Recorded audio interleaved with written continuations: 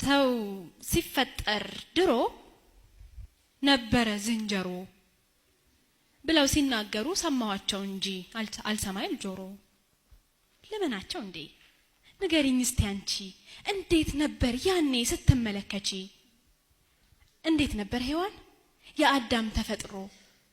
አጋር ይሆንሽለት ነበረ ዝንጀሮ? የክሮማግነን ሰው ባለ ረጅም ጭራ ነበረ ይሉናል 4 እግር ያለው እጅጉን ጠንካራ።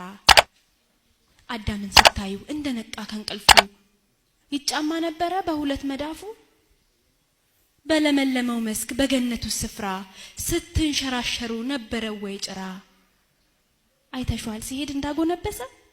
የታለ ጎፈሩ ከወዴት ደረሰ? አዳም እንዴት ነበር ስትሰጪው ፍሬ? ልወቅ ማንነቴን በይ ንገሪኝ ዛሬ ብዬ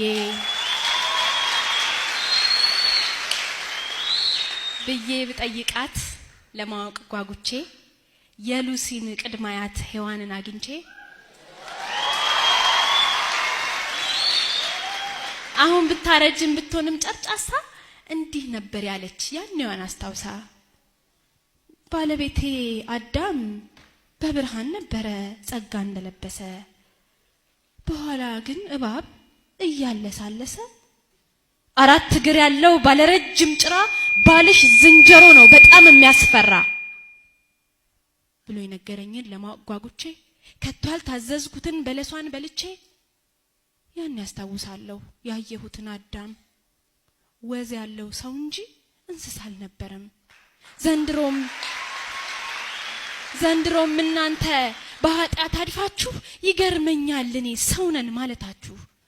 ሰውስ ድሮ ቀረ የሚኖር በጸጋ፣ ዘንድሮ ነው እንጂ ሁሉ የተቀየረ በዝንጀሮ መንጋ። እኔን ያሳሳተ በባብ ተመስሎ እናንተን ቢያታልል ሳይንስ አለ ብሎ ነገሩት ቀድማችሁ ሰው ነበረ ድሮ፣ አዳም ዘንድሮ ነው የሆነው ዝንጀሮ።